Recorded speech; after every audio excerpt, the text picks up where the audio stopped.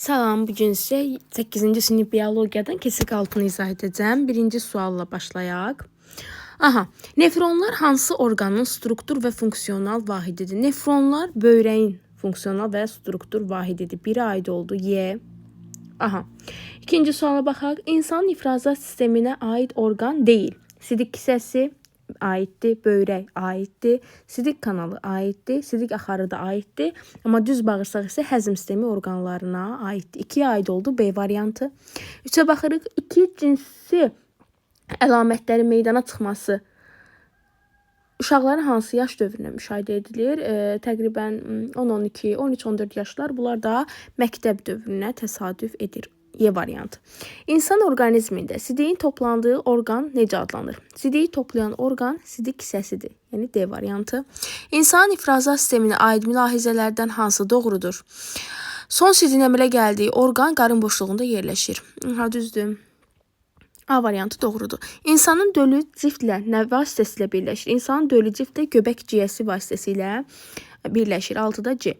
İnsanda embrional inkişafın döl dövrü neçə ay davam edir? Embrional inkişafın döl dövrü, yəni bətndaxili inkişaf 9 ay davam edir. 7-də oldu D variantı. Deməli, uşaq doğulduqdan sonraki inkişaf dövrlərini ardıcıl düzün.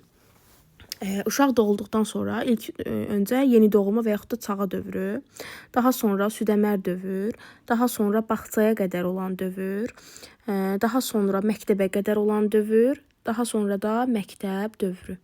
Yəni 4, 1, 5. 9-cu suala baxaq, məsələdir. Müəyyən vaxt ərzində insanın böyrəklərindən minimum 120 litr qan keçmişdir. Bu zaman ürəyin qulaqcıqları, ürəyin mədəcikləri neçə dəqiqə stola vəziyyətində olmuşdur? 0,8 saniyəlik ürək diskli şəraitində. Ümumiyyətlə biz bilirik ki, böyrəklərdən əgər cəm şəkildə istifadə edirsə, yəni 2 böyrəkdən 1 dəqiqədə 1 litr qan keçir. Deməli 1 dəqiqədə böyrəklərdən 1 litr qan keçirsə, bəs 120 litr qan neçə dəqiqəyə keçib? X də bərabərdir 120 dəqiqəyə keçib. Elə. Sonra bizdə ürəyin qulaqcıqlarının stola vəziyyətini istəyir. 0,8 saniyəlik ürək diskli şəraitində. 0,8 saniyənin biz bilirik ki, sistola yığılma deməkdir, işləmə müddəti. Qulaqcıqlar 0,1-ini işləyir. Bəs 120 dəqiqənin nə qədərini işləyər? Tənasübdür. X də bərabərdir. 120-ni vuracaqsınız 0,1-ə. Böləcəksiniz 0,8-ə. Buradan da cavab eləyəcək 15. İndi keçək 10-cu sualın izahını verək.